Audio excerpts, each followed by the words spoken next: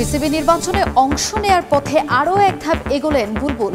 ঢাকা বিভাগ থেকে পেলেন কাউন্সিলরশিপ, ক্রিকেটের উন্নয়নে কাজ করার প্রতিশ্রুতি। এশিয়া কাপে ডু অর ডাই ম্যাচে কাল আফগান চ্যালেঞ্জের সামনে বাংলাদেশ। সুপার ফোরের স্বপ্ন বাঁচিয়ে রাখতে বড় জয় চাই টাইগারদের। একাদশে আসছে একাধিক পরিবর্তন। এশিয়া কাপে গ্রুপ অফ ডেতে নাটকীয়তা। শ্রীলঙ্কাকে ভয় ধরাচ্ছে হংকং, আইসিসির সহযোগী সদস্যদের সংখ্যানরা। ভারত ম্যাচের রেফারি অ্যান্ডি পাইক্রফটের অপসারণ চেয়ে আইসিসিতে অভিযোগ পাকিস্তানের। দাবি পূরণ না হলে সংযুক্ত আরব আমিরাতের বিপক্ষে ম্যাচ বয়কটের হুমকি। এশিয়া কাপে আজ বাংলাদেশের do or die match. Super ফোরের স্বপ্ন বাঁচিয়ে রাখতে আফগানিস্তানের মুখোমুখি হবে টাইগাররা। এই ম্যাচে জিতলেও সমীকরণের নানা মারপ্যাচ থাকবে লিটনদের সামনে। তবু শিষ্যদের উপর আস্থা হারাতে চান না spin bowling coach Mushtaq Ahmed. এদিকে টি-20 ফরম্যাটে শক্তিমত্তা আর সাম্প্রতিক পারফরমেন্সে আত্মবিশ্বাসের তুঙ্গে আফগানদের হেড কোচ জনাথন ট্রট। আবুধাবিতে ম্যাচটি শুরু হবে রাত 8:30টায়। শিরোপা জেতার লক্ষ্য নিয়ে আসা, এরপর সমীকরণের মারপ্যাচ, শূন্য হাতে ফেরা। টাইগারদের এমন গল্প বহু পুরনো। এবার ঘটতে পারে সে গল্পেরই পুনরাবৃত্তি। বাড়ির টিকিট নাকি দুবাই, সেটা ঠিক করার পরীক্ষা বাংলাদেশের সামনে। হতে পারে এটাই এবারের এশিয়া কাপের শেষ ট্রেনিং সেশন। আফগানিস্তানের বিপক্ষে সেরা ক্রিকেট খেললেও অপেক্ষা করতে হবে 18 সেপ্টেম্বর পর্যন্ত। তাকিয়ে থাকতে হবে গ্রুপের শেষ ম্যাচের দিকে। মুশতাক আহমেদ তাই বললেন, আপাতত বিশ্বাস রাখতে। হ্যাঁ, আমরা এখনো বিশ্বাস করি আমরা সুপার ফোরে যেতে পারি। দলের মধ্যে বিশ্বাস থাকাটা গুরুত্বপূর্ণ। খেলোয়াড়, ম্যানেজমেন্ট সবার মধ্যে এই বিশ্বাস রয়েছে। তবে আমার মনে হয় আফগানিস্তানের বিপক্ষে ম্যাচটা ব্যাটিং বিভাগের জন্য বড় চ্যালেঞ্জ। অথচ আফগানিস্তান এখন ক্রিকেটের জায়ান্ট কিলার। সংক্ষিপ্ত ফরম্যাটের ইভেন্টে ফেভারিটও বলা যায়। দলটার কোচ কিছুটা সমীহ করে জানালেন, প্রতিদ্বন্দ্বিতা হতে পারে, তবে ম্যাচটা জিতবে তারাই। গত কয়েক বছর ধরে দুই দলের মধ্যে অনেকগুলো ম্যাচ হয়েছে। ম্যাচগুলো সবসময় ভালোই হয়েছে। আমরা আবারও একটি ভালো ম্যাচের দিকে তাকিয়ে আছি। চাইবো যেন আমরা এই ম্যাচটা জিততে পারি। দুই দলের এমন পার্থক্যের কারণ কি? কোচিং স্টাফ দায় দিলেন অভিজ্ঞতার অভাবকে, তবে বিশ্বাস রাখেন এই দলটাই এখনো সামর্থ্য রাখে ভালো কিছু করার। ধারাবাহিকভাবেই আফগানিস্তান আইসিসি কিংবা এসিসির টুর্নামেন্টে ভালো করছে, কিন্তু বাংলাদেশ পারছে না। আমার কাছে এর সবচেয়ে বড় কারণ বলে মনে হয়, তারা বাংলাদেশের চেয়ে অনেক বেশি ফ্র্যাঞ্চাইজি ক্রিকেট খেলে। এটা গুরুত্বপূর্ণ। আপনি যখন প্রচুর প্রতিযোগিতামূলক টুর্নামেন্টে অংশ নেবেন, তখন অভিজ্ঞতা অর্জন করবেন, যা মোটেও টাকা দিয়ে কেনা যায় না। আফগানিস্তানের সঙ্গে শেষ 5 দেখায় 3টাতেই হেরেছে বাংলাদেশ। তার চেয়ে বড় ব্যাপার, এখনো ঘরের বাইরে রশিদ খানদের এই ফরম্যাটে হারাতে ব্যর্থ লাল সবুজ।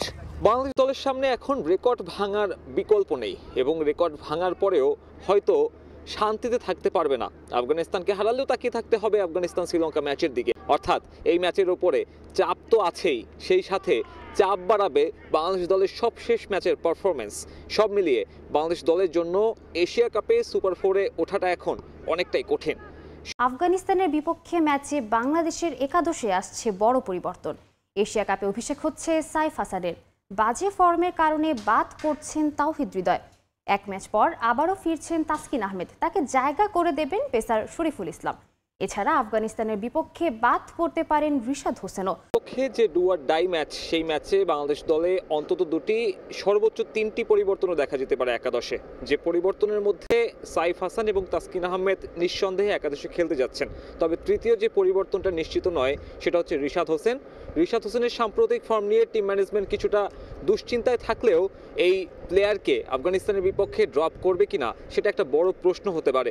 নাসুম আহমেদের মতন ফিঙ্গার স্পিনারকে ট্রাই করা যেতে পারে, তবে আফগানিস্তান দল ফিঙ্গার স্পিনারদের বিপক্ষে যেভাবে সাবলীল, সেক্ষেত্রে নাসুম আহমেদ কতটুকু পার্থক্য ক্রিয়েট করতে পারবে সেটাও একটা বড় প্রশ্ন।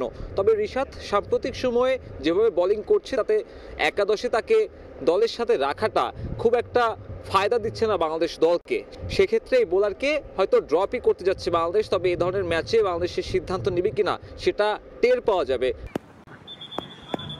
এদিকে সাইফ হাসানের কথা যদি বলি, সাইফ হাসান একাদশে একটা জায়গা ডিজার্ভ করেন। নেদারল্যান্ড সিরিজে যখন সে সুযোগটা পেয়েছেন বেশ ভালো আউটকাম দিয়েছেন, তবে এখানে তাওহিদ হৃদয়ের নামের ভারে তিনি যেমনটা চাপা পড়ে গিয়েছিলেন, আড়ালে ছিলেন, সেখান থেকে হয়তো উত্তরণ পেতে যাচ্ছেন।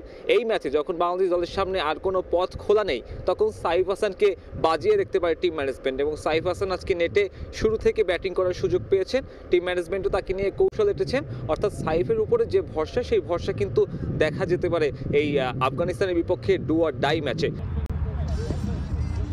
অন্যদিকে তাসকিন আহমেদকে বিশ্রাম দেওয়া হয়েছিল দ্বিতীয় ম্যাচে, সেই তাসকিন আহমেদকে ফেরানো হতে পারে আবারও তৃতীয় ম্যাচে। শরীফুল ইসলামকে সেক্ষেত্রে বেঞ্চে বসতে হবে এবং শরীফুলকে জায়গা ছেড়ে দিতে হবে তাসকিন আহমেদের জন্য। তাসকিন আহমেদের আফগানিস্তানের বিপক্ষে যে রেকর্ড, সেটাও কিন্তু আসলে কাজে লাগবে এবং দলও তার কাছ থেকে একটা বাড়তি কিছু পেতে চাবে এই ধরনের ম্যাচে, যখন আসলে বাংলাদেশ দল একদম খাদের কিনারে ঠেকে গেছে এবং আফগানিস্তান দলের পেসারদের বিপক্ষে যে অ্যাডজাস্টমেন্ট করার একটা যে পরীক্ষা দেখা যায়, সেটাও কিন্তু আসলে বাংলাদেশ দল চাইবে তাদের পেসার একটা ভালো শুরু এনে দিতে পারে কিনা। এখন দেখার বিষয় শেষ পর্যন্ত আসলে আফগানিস্তানের বিপক্ষে বাংলাদেশ কয়টা পরিবর্তন আনে। তবে এ ধরনের ম্যাচে যখন আপনি খুব বেশি পরিবর্তন আনবেন, সেটা হয়তো শেষ পর্যন্ত বুমেরাংও ঘটতে পারে টিম বাংলাদেশের জন্য। বিসিবি নির্বাচনে অংশ নেওয়ার প্রথম ধাপ সম্পন্ন করলেন সভাপতি আমিনুল ইসলাম বুলবুল। ঢাকা বিভাগ থেকে কাউন্সিলরশিপ গ্রহণ করেছেন তিনি। এই বিভাগের ক্রিকেট উন্নয়নে সর্বোচ্চ কাজ করার প্রতিশ্রুতি তার। এছাড়া নানা অনাকাঙ্ক্ষিত ঘটনা সামনে আসলেও এবারের বিসিবি নির্বাচন সুষ্ঠু ও নিরপেক্ষ হবে বলে বিশ্বাস বুলবুলের। দিন যত ঘনিয়ে আসছে ততই বাড়ছে বিসিবি নির্বাচনের উত্তাপ। ক্রিকেট সংগঠক কিংবা ক্রীড়া সংশ্লিষ্টদের মধ্যে চলছে কথার লড়াই। এদিন বিসিবি নির্বাচনে অংশ নেয়ার প্রথম ধাপ সম্পন্ন করলেন সভাপতি আমিনুল ইসলাম বুলবুলও। মোহাম্মদ আশরাফুলের পরিবর্তে ঢাকা বিভাগের অ্যাডহক কমিটির সদস্যপদ পেয়েছেন বুলবুল। কমিটির সদস্যদের নিয়ে এদিন করেছেন প্রথম বৈঠক, নিয়েছেন বিসিবি নির্বাচনের কাউন্সিলরশিপও। তিনি ছাড়াও এই কমিটিতে আছেন খন্দকার জামিল, নিয়ামুর রশিদ, রাহুলও। সম্মানিত যারা মেম্বার ছিলেন তারা সকলে আমাকে এই দায়িত্বটা দিয়েছে। অফকোর্স কাউন্সিলের একটা জায়গা, দায়িত্ব আরেকটা জায়গা, তারপরে ক্রিকেট বোর্ড। সো চেষ্টা করব দায়িত্বটা পালন করতে। 3 সপ্তাহেরও কম সময় বাকি বিসিবি নির্বাচনের। 4 অক্টোবর হবে পরিচালনা পর্ষদের ইলেকশন। এ নিয়ে নানা কানাঘুষা দেশের ক্রিকেটে। নির্বাচন না করতে বুলবুল পেয়েছেন হুমকিও। এর বাইরেও শোনা যাচ্ছে নানা অনাকাঙ্ক্ষিত ঘটনার কথা। এসব কিছুটা চিন্তায় ফেললেও সভাপতির বিশ্বাস, যোগ্যরাই আসবেন বাংলাদেশ ক্রিকেট বোর্ডের দায়িত্বে। বেশ কিছু ঘটনা ঘটে যাচ্ছে যেগুলো অনাকাঙ্ক্ষিত, সেই ব্যাপারটা আমরা সরকারের প্রশাসনের সাথে কথা বলে আমরা চেষ্টা করছি ওটা কিভাবে ম্যানেজ করা যায়। ক্রিকেট পাড়ায় ওপেন সিক্রেট, বিসিবি নির্বাচন ভাগ হয়ে গেছে 2 ভাগে। বিএনপি ও বর্তমান সরকারের হস্তক্ষেপ, এমন কথাও শোনা যাচ্ছে। তবে এ প্রসঙ্গ উড়িয়ে দিলেন সভাপতি বুলবুল।